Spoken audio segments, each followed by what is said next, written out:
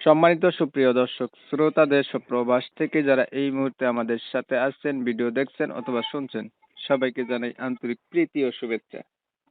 বন্ধুরা, আমি কথা বলছিলাম মিষ্টি একটি আপুর সাথে। প্রতিবেদন করবে, কয়েকদিন আগে থেকেই যোগাযোগ করছিল আমার সাথে। কেন আসলো প্রতিবেদনের বিস্তারিত ভিডিওতে থাকছে, অবশ্যই ভিডিওটা আপনারা কন্টিনিউ করবেন। আসসালামু আলাইকুম। ওয়ালাইকুম সালাম। কেমন আছেন? এই তো আলহামদুলিল্লাহ। আপু, আপনি প্রতিবেদনে কেন আসলেন? প্রতিবেদনে আসলাম কেন? একটা মনের মানুষের জন্য। একটা মনের মানুষের জন্য প্রতিবেদনে আসছেন। পরিবারে আছে কে? পরিবারে আমার আম্মু আছে, আমার বাবা নেই, বাবা মারা গেছে, আর আমার বড় বোন আছে। আম্মু, আপনি, আপনার বড় বোন, আপনার বাবা হচ্ছে মারা গেছে। হ্যাঁ। প্রিয় দর্শক শ্রোতা, আপনারা শুনছিলেন এই আপুটি কথা বলছিল প্রতিবেদনে আসছে ভালো একটা মনের মানুষের জন্য। তার পরিবারে হচ্ছে বাবা নাই, বাবা মারা গেছে, মা আছে, তার বড় একটা বোন আছে। চাচ্ছে একটা মনের মতো মানুষ। তবে আমি আন্তরিকভাবে দুঃখ প্রকাশ করতেছি, কমিউনিটি গাইডলাইনের কারণে ইউটিউবের নিয়ম কানুন মানতে গিয়ে ওনার নাম এবং ঠিকানা আপনাদের মাঝে তুলে ধরতে পারতেছি না। বাকি বিস্তারিত কথা ভিডিওতে থাকছে, অবশ্যই ভিডিওটা কন্টিনিউ করবেন আপনারা। এখন এই যে আপনি যে মনের মানুষ চাচ্ছেন, কেমন মনের মানুষ চাচ্ছেন? হ্যাঁ, মনের মানুষ যেরকমই হোক, এটা নিয়ে আমার কোনো আপত্তি নেই। সে যেমন ভালো হয়, আমার দায়িত্ব নিতে পারে, আমাকে বিয়ে শাদী করতে পারে, এমন একটা মনের মানুষ চাই। ভালো হয়, আপনার দায়িত্ব নিতে পারে, এমন একটা মনের মানুষ চান। আপনার মনের মানুষ নাই? মনের মানুষ থাকলে তো আর প্রতিবেদনে আসতাম না। মনের মানুষ নাই। মনের মানুষ পাওয়ার মতো বয়স হয়েছে আপনার? হ্যাঁ, অবশ্যই। আচ্ছা, আপনার বড় বোনের বিয়ে হয়েছে নি?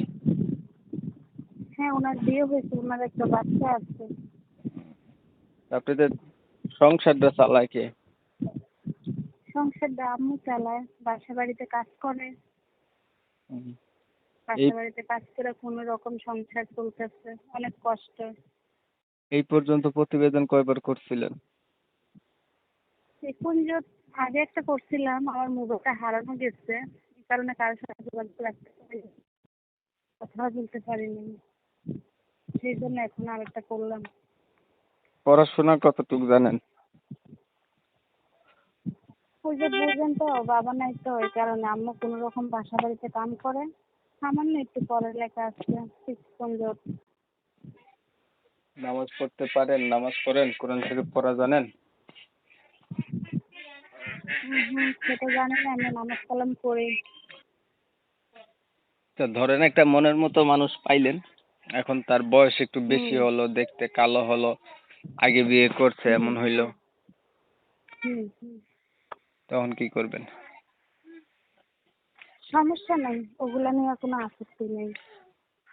কেন, আপনার না বিয়ে হয় নাই? আপনি একটা ইনটেক ভার্জিন, তাইলে আপনি এক তো একটা ইনটেক মানুষকে বিয়ে করবেন, আপনি বিবাহিত মানুষকে কেন বিয়ে করবেন? না না না, সেটা বড় কথা না। বড় কথা হচ্ছে এটা, বিবাহিত মানুষ যদি একটা নারীকে সুখে রাখতে পারে, ভালো রাখতে পারে, তাইলে সেই পুরুষটাই ভালো। আর একটা অবিবাহিত মানুষ যদি একটা মেয়েকে বিয়ে করে ভালোই না রাখতে পারে, অত্যাচার করে, জ্বালা যন্ত্রণা দেয়, খানা খোরাক না চালাইতে পারে, তাইলে আবিহিত ছেলে চেয়ে বিহিত ছেলেরাই অনেক ভালো। মানে যে আপনাকে ভালো রাখতে পারবে, সুখে রাখতে পারবে, আপনার চোখে সেই ভালো। সে বয়স হোক, বেশি হোক, কম হোক, বিষয় না। হ্যাঁ হ্যাঁ, ওটাই তো। আচ্ছা, দেখতে দেখতে চলে আসছি ভিডিওর শেষ প্রান্তে। আর কিছু বলবেন আপনি?